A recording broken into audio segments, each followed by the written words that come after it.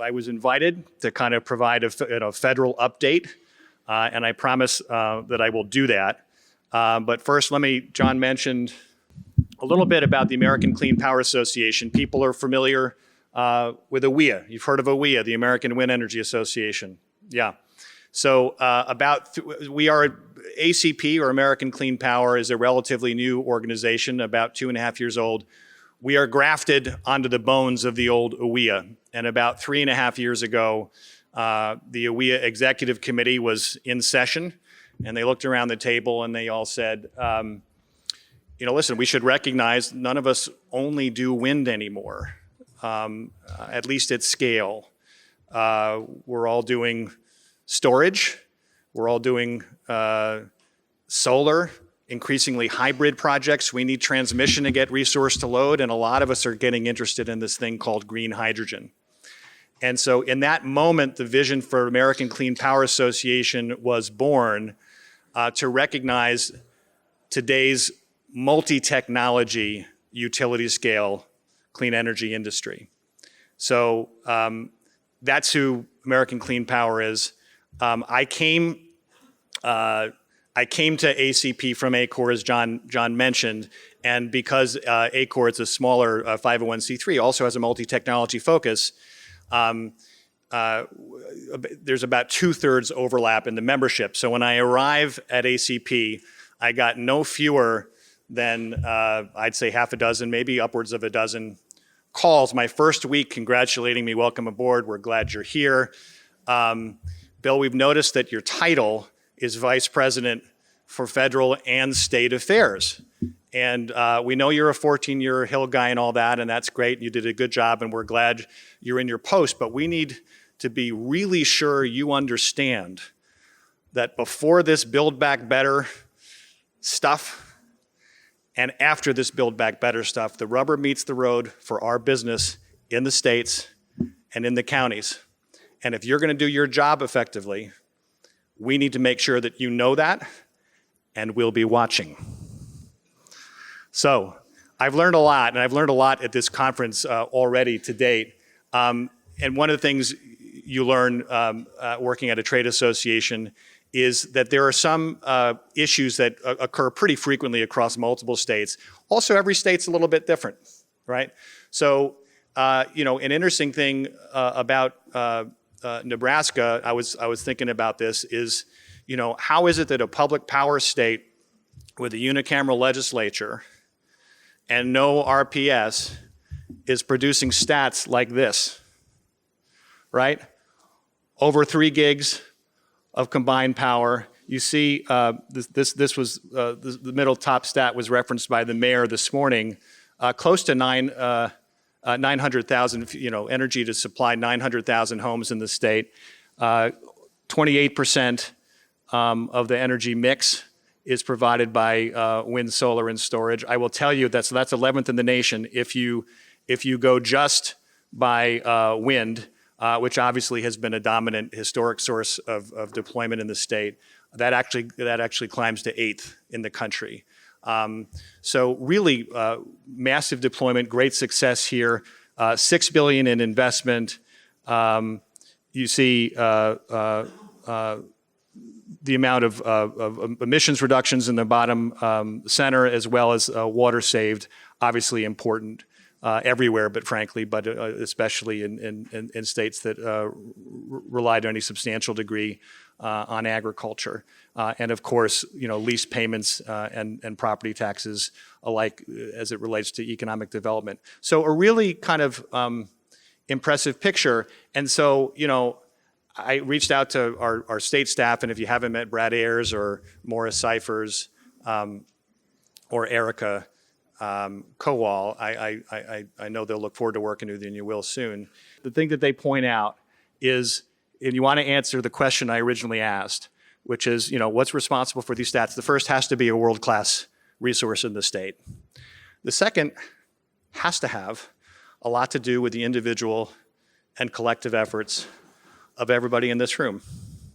Starting back, John gave me a history lesson back in 2007. and the 15 years that this group has come together. And I think I was thinking about this on the plane. I turned 55 this year. I can probably count on two hands the number of things in my professional life that were around 15 years ago that are still here today. And there's not a lot. And so it's something to be, kind of commemorated and celebrated. Now, this is the foundation on which we're building. Before I get to that, so in terms of a federal update, and this has been somewhat referenced by other speakers here, I won't bury the lead here. I bring you, great tidings of good news from Washington, D.C. D.C. can sometimes be a help, sometimes be a hindrance. Beware of when the government says it's coming to help. Beware, right? No, but in this case, and I'm going to lay out in some detail why I think that is, and also, so there are two major pieces of legislation that have happened in the last year and a half that I think have, not only some bearing, but as John has indicated, historical bearing, and form a kind of headwind, or rather a tailwind, for the work that we are all going to be doing in the States. However, at the same time, and we'll cover this, there is also a category of unfinished business that our advocacy is going to have to continue to address and even step up our game to address in order to meet the full potential that the federal government, the opportunities I'm about to describe, are presenting. So let's start. We're going to start with what's called the Infrastructure Investment and Jobs Act. It's a bipartisan infrastructure bill. The big joke in D.C., is like every week's infrastructure week. Lo and behold, almost a week ago, or a year ago, this month, it happened in November, Congress on a bipartisan basis came together and they passed $1 trillion bipartisan infrastructure bill. It was an achievement. Now, this is infrastructure. I want to kind of put this into context relative to our technology and our industry. Obviously, infrastructure encompasses a lot of things. It encompasses transportation, roads, bridges, rail, highway, port, broadband, other forms of utility, water, and the like. As it relates to energy, about $65 billion of that trillion was set aside for energy-related projects. Okay, so just to give you a scale. Now, so that seems in the trillion like, okay, we're down at about, 6%, 6.5%. So that's fine, but I do think it's important to understand that implicit in the inclusion in this bill was a recognition by both parties at the federal level that energy infrastructure is infrastructure. Energy infrastructure is infrastructure. Okay. What's in the IIJA? Most of these dollars are being spent through the Department of Energy. Just in broad strokes, about $21 billion for delivering clean power, $21 for clean energy demonstration projects, and $8 for clean energy manufacturing. Manufacturing was mentioned earlier on the program today. It's going to be a theme that's going to recur, and I'm going to come back to that because it's an increasing area of focus for both parties in Washington, D.C., relative to supply chain, relative to wanting to make sure that as we progress in the energy transition, that it is inclusive and that the prosperity it delivers is broadly shared, and there's opportunity for Americans. And I think the concern is in stereotype, and we know in this room it's more complicated than that. But part of the message I can bring is kind of what we're hearing in Washington. I think there's a determination to reshore more of the manufacturing, have more of the jobs here, and I think that that's going to be a part of the social license that we have on a go-forward basis relative to the levels of deployment being projected over the next 10 years. So we got started here on the IIJA. What technologies are funded in the IIJA? Just a list. So transmission, we'll come back to that. Energy storage, wind, solar, hydrogen, also upstream, rare earths, critical minerals. Okay. I'm going to give you the next couple slides. are going to be a little bit more dense. I present them to you not because, it's important that you remember every line item here, but there's a couple things that I want to call out about it. And this is just to sort of set into context what is and isn't in the bill, what it will or won't do. The first thing I want you to notice is the dollar sizes we're talking about: 500 million, 3 billion, 3 billion, 750 million, 125 million. Okay. In a context, the mayor said she had a stat, and it sounds roughly right, that we could be spending 1.7 trillion over the next decade on clean energy deployment. So these are not, it just bears saying, these are not necessarily move the dial numbers at scale. I'm not saying they can't be important for individual projects, individual fact patterns, individual circumstances. But I think properly understood, ACP member companies who are utility scale, clean power, wind, onshore, offshore, solar, energy storage, green hydrogen, transmission that connects resource to load, are normally not going to be looking to IIJA grant programs for support, right? We'll get to where they will be looking, but normally not here. What else do I want you to notice? What is this being spent on? Manufacturing, recycling, battery materials processing, resilience, grid flexibility, critical minerals, rare earths, R&D. I know there's a session this afternoon on hydrogen hubs. This may be one exception that the ACP member companies are excited about. And I would tell you, in my experience working with our utility scale member companies, normally government funding is not kind of the go-to. Finance is not normally, debt or equity. Tax equity is a little different story. Is normally not the barrier. So they're normally not. They're not looking to the government. Even LPO stuff, most of them aren't looking to the government for debt. What these grant programs can do, and where they will look, and I assume this will be covered in the hydrogen session this afternoon, is when you have emerging markets and you need to de-risk a technology. So the hydrogen hubs that are going to be funded, and I think it's going to be on the next page, but this is the first time hydrogen is mentioned, are coming out of the IIJA, and that's an important opportunity. So you're seeing, across the technologies, a lot of R&D, supply chain. Here's the hydrogen hubs, 8 billion, okay? And I think those hubs, once they are established, can jumpstart an industry, do proof of concept, and be kind of a center of gravity out from which a lot of knock-on economic activity and innovation ensues.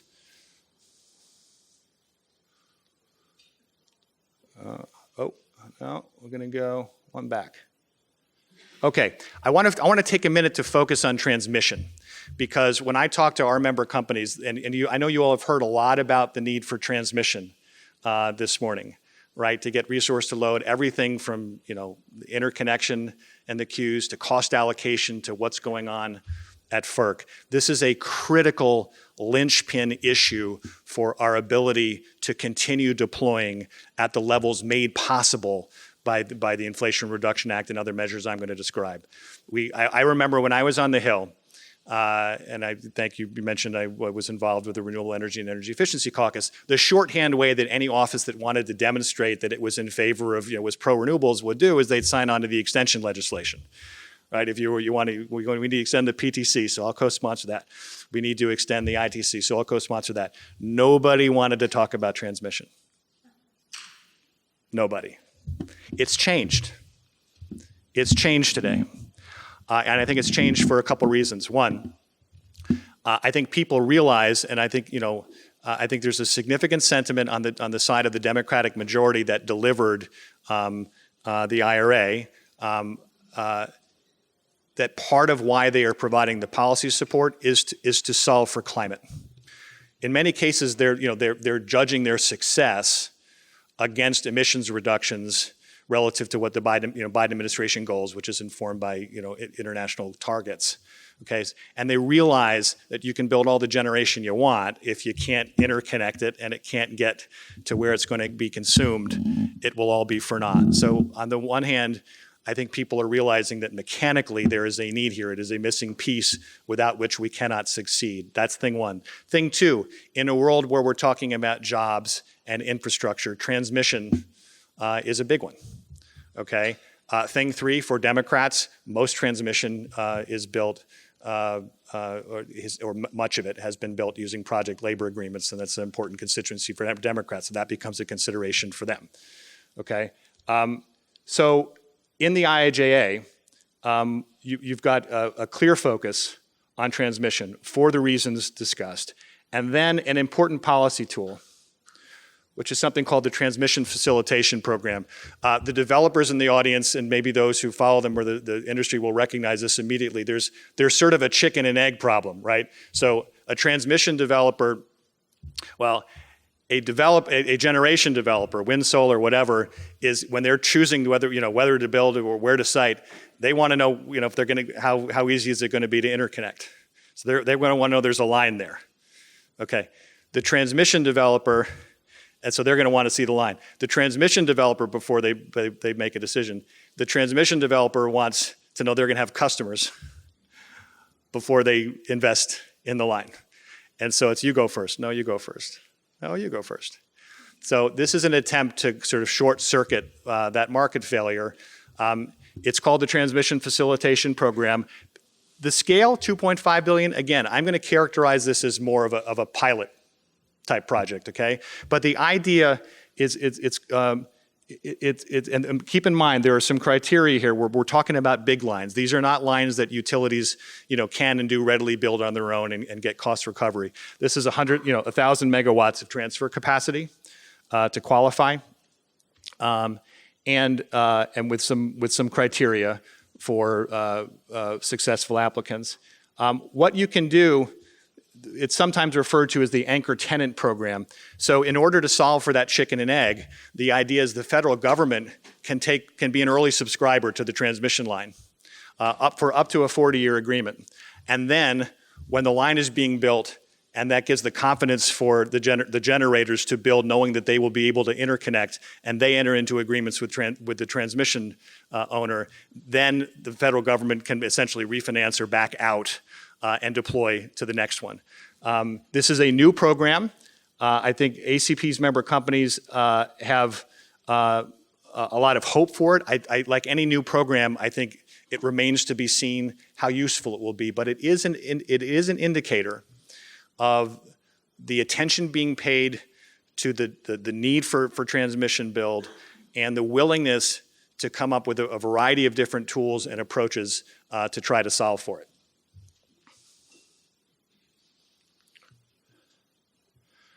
Now, here's something, this is the last thing I'm going to talk about on the infrastructure bill. And this has nothing to do with money. So it's siting authority, right? And one of the reasons that transmission, particularly of the size, the more kind of the interstate highway line type lines get blocked, is because you need an agreement from a lot of different stakeholders. And you need cost allocation in order for that to move forward. What the IIJA did was it gave FERC what's called backstop siting authority. So in the event that a line is proposed, is found to be in the national interest, and a state does not take action or there's a squabble, the FERC would be empowered under this law to approve the line anyway. This is very similar, although it's frankly not quite as powerful, as the way pipelines are treated today. Pipelines have long been permitted by FERC. This is why we've got 13,000 miles of pipelines built in the last 25 years and barely no transmission of the sort that I'm describing here. So that was a step that the infrastructure law took. And I'm going to come back to this, but it is a continued area of focus and possible refinement in the federal permitting reform legislation currently pending in the Congress. So just a little more color on the on the backstop siting authority and the corridors of national interest. They're supposed to prioritize areas where the line would relieve congestion. They've added new criteria, like enhancing the abilities of renewables to connect to the grid and saving consumer costs. Lastly, folks may be familiar with the Fast 41 process that came out of the 2015 FAST bill. This is an effort that's been underway for some time. Some people will say, well, it's not enough runway to be able to fully evaluate its efficacy. Our member companies are relatively sanguine about this. They think it's in the right direction, and it's designed. This is sort of going to sound like common sense to a lot of people in this room, but take bullet 3, to have a single jointly prepared document for an EIS, have a lead agency to coordinate with everybody. This was kind of a version of permitting reform before there was permitting reform, right? And there has to be a covered project. But we're trying to cut down timelines in order to get answers and to comply with law without sacrificing compliance, obviously, with bedrock environmental statutes. What the infrastructure law did is this was originally, it was a pilot when it was attempted, when it was enacted into law. It removed the sunset. It establishes a goal of limiting performance schedules to 2 years or less. Again, the preparation of a single joint document for EISs and a record of decision not later than 90 days after the final EIS is issued. Okay. So just before I jump into the Inflation Reduction Act, so you see the scope of the bipartisan infrastructure bill. Opportunity there, to be sure. Our member companies are most excited about the tools related to transmission. I think I'm often asked, well, how, and it's natural, like, so, what's in it for, in this case, Nebraska or another state? How much money can we expect from this? Most of these programs are not formula funded, and so it's going to be a question of who applies and who's successful. I do want to say that, and I'm going to pivot to why I think the IRA in the end is going to be doing more of the heavy lifting here relative to the tailwind I described at the top.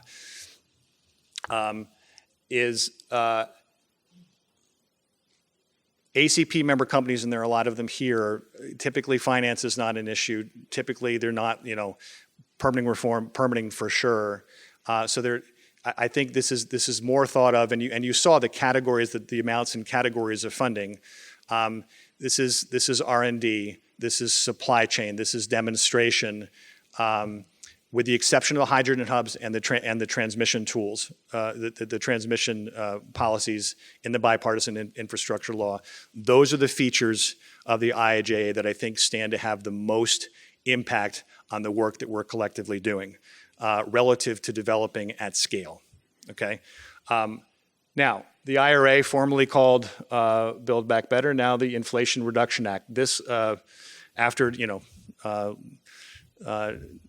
dying 8 times, found a 9th life in August, and was signed into law.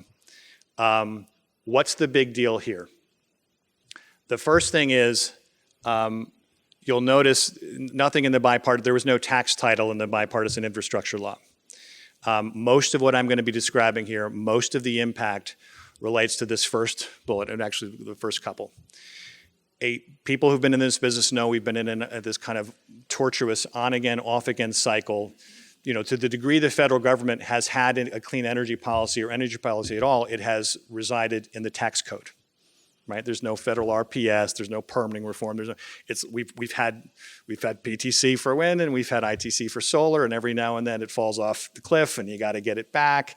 And then people described this morning the havoc that plays with the OEMs, right? So this is a problem unless you're in the industry. People don't appreciate is like, then they got to start laying off people. And then as soon as it comes back, now they want to bring them back on, but there's a lag in production, and that hurts timelines for projects and the rest of it. So it's not a great way to do business. The first thing I want to share with you is that the IRA does away with on-again, off-again for 10 plus years. There is a 10 plus year full value clean energy tax platform. tax certainty for 10 plus years. We've never had that before. It's a big deal. And tax credits do what tax credits always do, which is that they attract capital above a baseline relative to a world without them. They accelerate deployment relative to a baseline in a world without them, and they lower delivered price relative to a world without them. And we've got 10 plus years. Why do I say plus? So the first thing is, this is a little wonky, but people probably knew that the Inflation Reduction Act passed under what is known as budget reconciliation instructions. This is a special process that allows you to circumvent the 60 vote threshold in the Senate and pass things into law with a simple 50 vote majority, which is possible in this case even 50-50 because the vice president cast the tying vote. It does require all 50 Democrats if you can attract Republican support. And by the way, reconciliation is almost always, like we worked on the Hill for 14 years. This isn't a red jersey, blue jersey thing.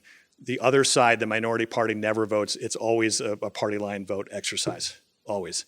So it's not, I don't think people should make too much of the lack of Republican support for this. It was on process alone. We do have friends in the Republican Party. It just, when something travels under the banner of reconciliation, it tends, regardless, it tends to break on party lines.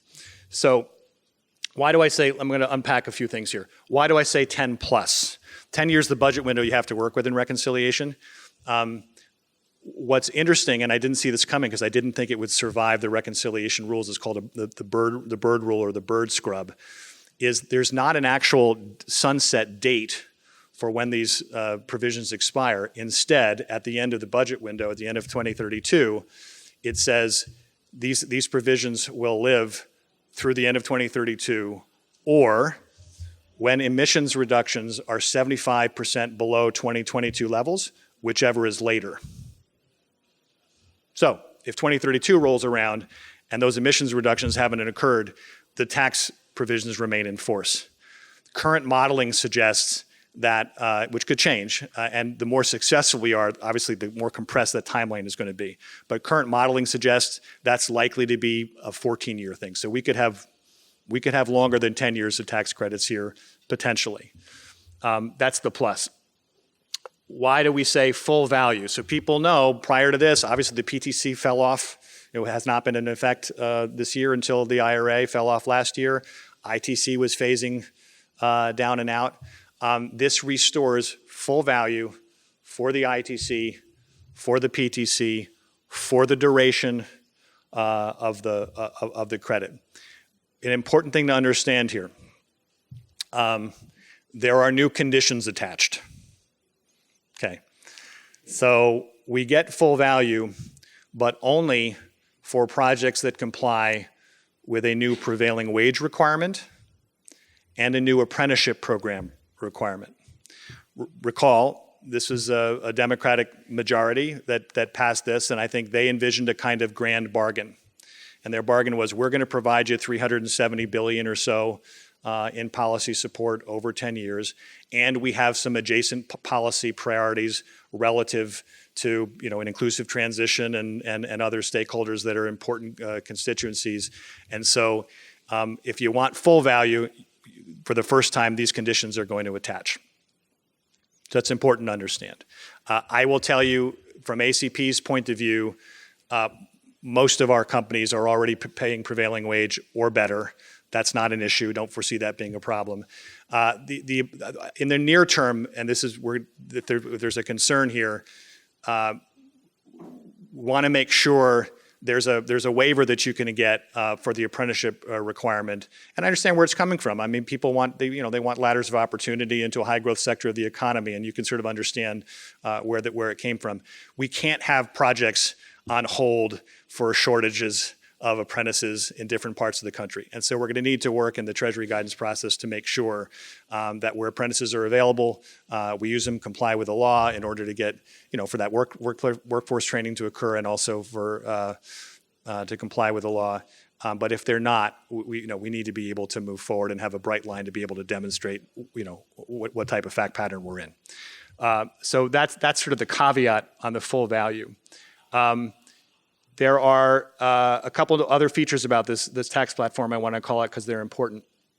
One is you'll notice new incentives, right? So storage. Obviously, storage has been deployed with solar for some time, but only under specific circumstances. A favorite line of mine from one of our members said, listen, it's time to liberate storage from the accountants and give it back to the engineers. And this is what this has done. It's provided a freestanding ITC for energy storage. You can deploy it with solar like many have done in the past. You can deploy it with wind. You can deploy it freestanding. You can do all three together. There's no tax disadvantage anymore or lack of tax support for deploying energy storage. We think it's poised to really take off. And I mentioned hydrogen. So hydrogen is an interesting one. It's a PTC with an ITC election. And the idea here is folks who, show of hands, how many folks in the room working in hydrogen, know something about it, interested in it? It's new, okay. So I climbed my own learning curve on this one. There are lots of different colors of hydrogen. There's brown, there's blue, there's pink, and there's green. ACP members, the two basic ways you make hydrogen, one comes from natural gas, methane reformation. The other comes from electrolysis, which is from electricity and from renewable power. Almost all hydrogen today is brown. It comes from natural gas. Blue is natural gas, but with carbon capture. And green is hydrogen, where you're splitting a water molecule using an electrolyzer. This is the opportunity that our members see. And I think the interest that Congress had was to levelize. There's, as you might imagine, because natural gas-derived hydrogen has economies of scale today, and green hydrogen does not. They wanted to, and their interest was in having a lower carbon footprint form of hydrogen. They're providing a PTC whose subsidy essentially levelizes the cost, so you can get a delivered price for green hydrogen at approximately what blue hydrogen or brown hydrogen costs today. I think there's a lot of excitement among our renewable developers for the green hydrogen opportunity. That is a new incentive brought to you courtesy of the IRA. You'll notice in the gray, folks who've been at this in a while will recall, we think about the wind gets the PTC, solar gets the ITC. It wasn't always thus. So solar actually had a PTC until 2005. That is revived here. And so now you get credit optionality is what we call it. So if you're doing wind, because the PTC is richer for wind, a long time ago, wind developers migrated towards the PTC. Solar developers now will have the opportunity to claim a PTC rather than an ITC at their choice. And the thought here is, as capacity factors go up and costs come down, a PTC is going to be a richer benefit. I will tell you, when we look, as a trade association, we keep track of sort of what's been built to date and what the pipelines look like. Historically, in terms of steel in the ground today, it's about, this is a national number, it's about 60% wind, it's about 38% solar, and it's about 2% storage. When we look at our pipeline going forward, it's a flip-flop. It's about 59% solar, it's about 17% wind, 13% offshore wind, and 11% storage. So part of the enabling for that solar expansion, and it's not the only reason, and there are some headwinds which we'll get into, but is the availability of the solar PTC, which could, for many, depending on the quality of the resource, be a richer credit for solar developers than the ITC. That's part of the IRA. Last thing I want to call out here, as it relates to the structure of the overall tax platform, and I know people have heard about this. So the first, through 2024, the extensions are built on the legacy PTC ITC chassis. These are the incentives we're all familiar with, and they're extended through that period of time, consistent with the conditions or the requirements that I've described. Starting in 2025. There is a migration to something called like a tech neutral, an emissions-based tech neutral standard. I want to mention it to you because a summary of what the IRA does would be incomplete without it. But I don't want to make too much of it. It's the same delivered subsidy. It is the same effect, it's subject to the same requirements. It's the same effect in terms of, but this time by design.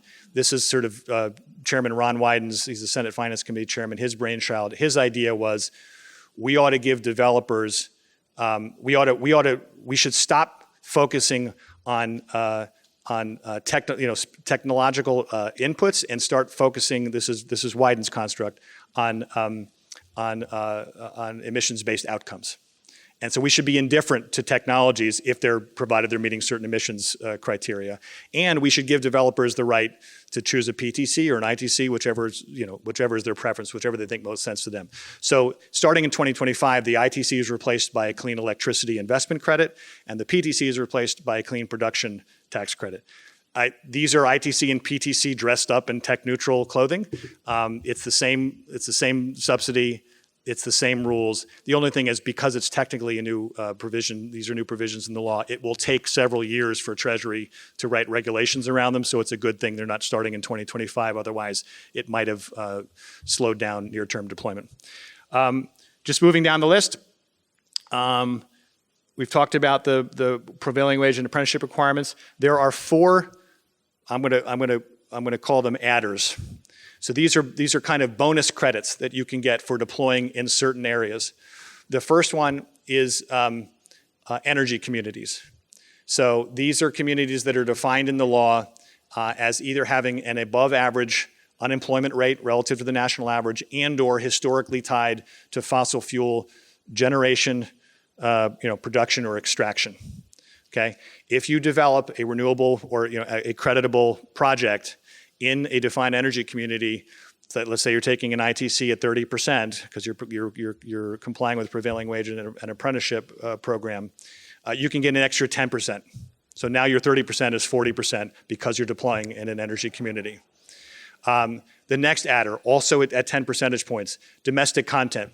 We were talking about the interest, and I think this is on a bipartisan basis in Washington, in sourcing more of our supply chain domestically. They wanted to provide an incentive for that in this legislation. If you comply with the domestic content requirements, and there are 2 of them, one for iron and steel and one for manufactured end products in the legislation, you can get an extra 10%. By the way, these credits are stackable. So if you're doing prevailing wage and apprenticeships on a solar project, 30%. You're deploying in an energy community, 40%. You're complying with domestic content requirements, 50%. You see what I mean? Okay. That's domestic content. The last 2, probably more relevant for solar. These are capped credits. It's 2.8 gigawatts is allocated. You have to apply for them if you deploy in certain low-income areas or in certain low-income multifamily housing projects. You can apply and get an allocation. That's 10% for deploying in the low-income area. It's another 20% for deploying on qualifying low-income. Those are not stackable. That's one or the other. We talked now direct pay. This is important for a public power state. Interesting. So John schooled me on our call last week about the work that was done, 2007, 2008 to enable private-public partnerships in a public power state, and so that the value of the tax credit, could be passed through via a power purchase agreement. For the first time, we've got the ability to monetize these tax credits being extended to public power. That's never happened before. It's going to be interesting to see how public power entities and districts in the state do make how that's going to affect kind of the marketplace. But that's there. Public power gets access to direct pay for all creditable technologies under the Inflation Reduction Act. Private entities only, by contrast, only get access to direct pay. This is the ability, it's essentially a refundable tax credit, only get access to direct pay for hydrogen, carbon capture, and for the advanced manufacturing PTC, and only then for 5 years. So it is a far more generous benefit for public power than it is for everybody else. Why did Congress concern itself with any of this? Because at levels of projected deployment, when you've built an industry based on tax equity, and the supply of tax equity is finite, you don't want the new governor of our ability to deploy be defined by the willingness of banks, to allocate, a certain amount to tax equity. We want the market to decide that. But in the absence of being able to monetize your tax credit via tax equity, that could be the reality. They wanted to provide an alternate form of monetization, direct pay, and is that for those who can benefit from it. And you see on the top right, there's a new transferability program. So this essentially allows you to sell your credit to any other corporate taxpayer with an appetite for it to help monetize the credit. Again, new program comes with new program caveat. We are cautiously optimistic. We're glad that it exists because we're worried, and I'm going to get to the levels of deployment we're expecting, that we could actually hit a ceiling here. And so we're looking for different ways to monetize credits. That could be very helpful. People who are paying really close attention to this saw that Senator Sinema, there was a big kerfuffle at the end of the debate in the Senate, and Senator Sinema was threatening to withhold her vote. One of the things she did in terms of how they worked through that was they restored accelerated clean energy related accelerated depreciation, which had been disallowed in earlier versions of the bill. We had a transmission ITC. It dropped. It fell out at Senator Manchin's insistence, which I'm happy to describe afterwards for folks who have questions about it. President Trump's the offshore wind moratorium that was in effect during his administration was lifted, and there's additional funding for the permitting entities at the federal level. Just a quick thing, since it wasn't mentioned on that slide, and I think it's important, in terms of supply chain, there's a new manufacturing production tax credit. So this is designed to incentivize investment, stand up manufacturing facilities, principally for solar, wind, battery technology, and upstream critical minerals in the U.S. And it's very similar to the hydrogen PTC. The goal here is obviously some of this is just sort of availability, but some of it is price. In terms of where the industry is sourcing its equipment and raw materials. And the Congress wanted to levelize the price for domestically available critical minerals and parts of the upstream parts of the supply chain, so as to eliminate that price-driven reason to look abroad to source your equipment and your materials. And there is an expectation that is going to begin revive manufacturing in the clean energy sector in the United States. This is just an example of, actually it's a list of the components that are incentivized and the incentives for each in the advanced manufacturing PTC. We talked about the hiring for permitting. We talked about FIPSI. This is the Fast 41, so additional money for that. This is a new, for people who are interested in development on federal land, this is a potential little bit of a constraint. This was, Senator Manchin required this. He's a big all of the above guy, and he said, and one of the ways he wanted to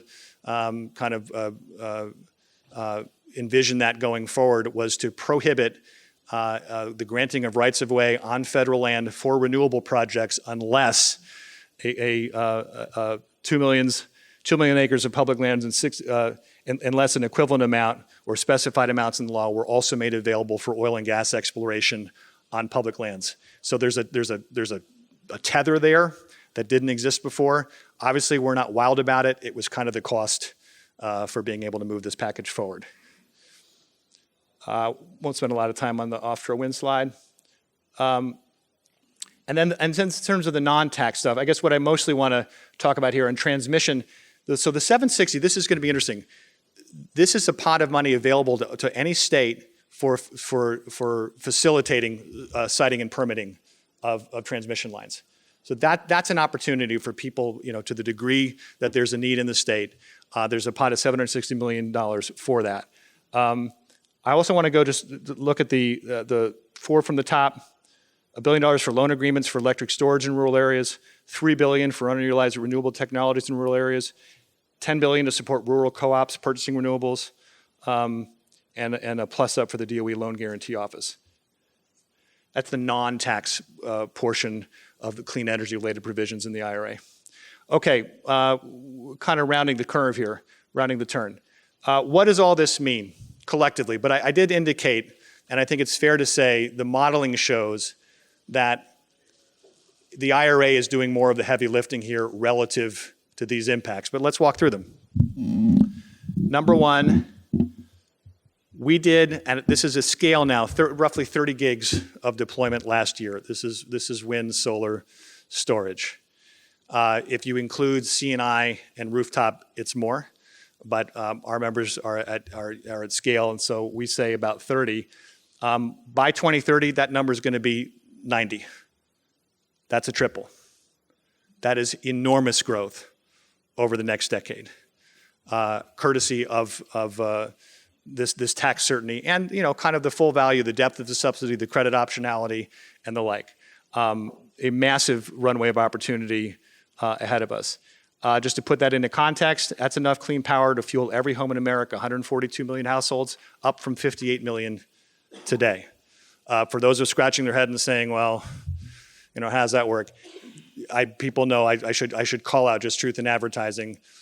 Obviously, we have small businesses and so forth that consume electricity, so we're not speaking to that. But this is enough power for that just to serve every residential customer in the United States if we can do it. In terms of jobs, create a little over 500,000 new jobs, employing nearly 1 million Americans by the end of 2030.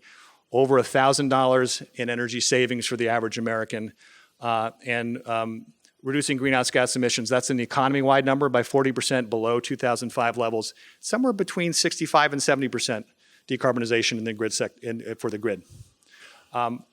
Big deal. Now, what's next and what could go wrong? A bill this big, almost 800 pages, lots of new provisions, Treasury guidance. That's the next big thing for American clean power. Our General Counsel, Jean Grace, and an army of lawyers are figuring out how to optimize these provisions for workability and to also head off decisions that the executive branch and implementing agencies could make that would be unhelpful to the work we're all trying to do together. Permitting reform. Big unfinished business in Washington this year. People saw that it was attempted to be put on the continuing resolution. It was pulled for lack of support. I think it could come back. But I want to say, consistent with what my members told me when I arrived at ACP, this is federal permitting reform. It bears noting that the vast majority of renewable development does not occur on federal lands. It will not, whether it passes or doesn't pass, it will not affect most of the work that you do. But the lessons learned do. And what we know is it currently takes 4.5 years or more to get an EIS for generation, 6.5 years or more to get an EIS for transmission. If you're going to triple usable clean energy generation over the next decade, the math doesn't work. We have to be able to build faster.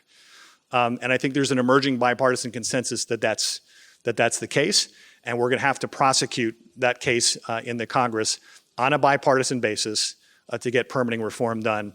We had hopes it would ride on the National Defense Authorization Act. I'm afraid it won't be ready in time, so if we can get it this year, it will be on the year-end omnibus spending legislation. And it will remain an issue, as I know you all face every day in non-federal jurisdictions if we're going to hit our bogey here. Okay, transmission. We've talked about that. There's the 3 Ps, right? There's planning,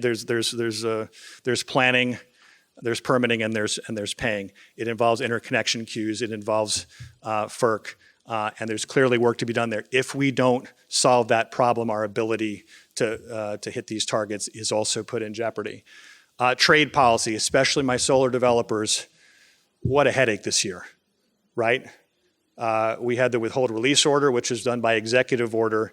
We were able to demonstrate, and this is all revolving primarily around concerns of an over-reliance on China and or forced labor, which, by the way, has been illegal under U.S. law for decades.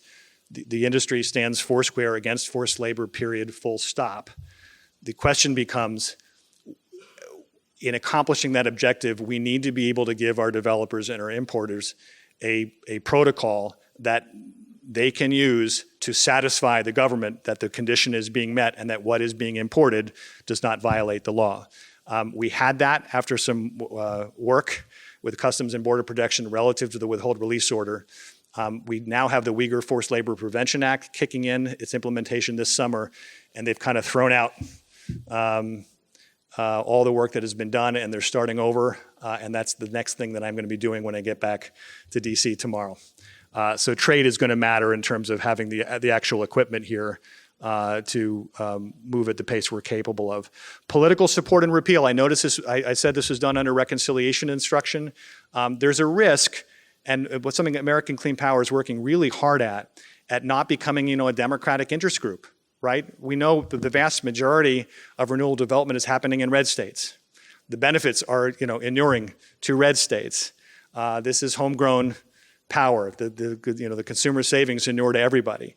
And so while the vote was a partisan one because of the reconciliation process, I'm flagging for all of us as a community, we need to make sure that IRA repeal does not become a, kind of a rallying cry for one party or the other. In this case, it would be the Republicans. And so part of this, I think, is understanding that most of them voted no at a minimum on procedural grounds, and then explaining the benefits.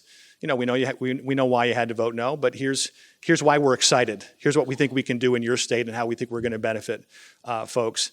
And guard against that. I think for so long as President Biden is in office, repeal is not likely. But after that, it's a jump ball. And so we've got about 2 years to win that argument in the public square. So there is a broad bipartisan consensus that this is a good thing. It's been baked into the cake. We ought to build on it and set aside talk of repeal.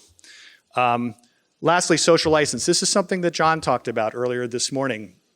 The bigger we get, and especially if we're going to triple, I'm sure you've noticed, the opposition tends to grow too, right? And whereas before you might have had some folks who, call it NIMBYism or just a concern about kind of their backyard or whatever, there are times where, and I can warrant this sort of overseeing our state affairs program, it can seem a little bit more organized today, can't it, right? And some of this is enabled by social media. Some of it is clear misinformation, but some of it is real people with legitimate questions that need to get answered. And I every time I find myself worrying about that mounting opposition, I remind myself it probably was never realistic to grow at the rate we have, to grow at the projected rate we will, and not encounter questions, not encounter concerns. So I think that's to be expected. But I also think alongside that is an obligation for us, if we are going to meet the potential of the tailwinds being provided by this legislation, to address that even more effectively, to tackle the disinformation. There's that old joke about, lies can sort of circle the world, 3 times before the truth laces up its sneakers. So, we can tackle the disinformation and, wind turbines cause cancer and all that. But there are legitimate concerns we're going to have to address. And as John put this morning, find a common, kind of common sense middle that people can be comfortable with. And I think it's just realistic to understand that that's going to be an integral part of sort of reaching our potential here. In summary, thank you so much for the invitation. I learned a ton today, and it occurred to me the reason I did is because I'm in a room of doers. And there's no learning like learning from people who actually do stuff. And I want to thank you for that. I want to thank you for the invitation. And, sometimes DC can seem like it's a world that kind of lives on paper. But I think to the degree to which we can inform public policy with the insights of the people who are actually doing the stuff, the better that public policy will be. John, I'm happy to take questions or. A little further back. On the ITC piece around the transmission, yes. You were like, we might be able to circle back to that. And yes. That was taken out. Yes.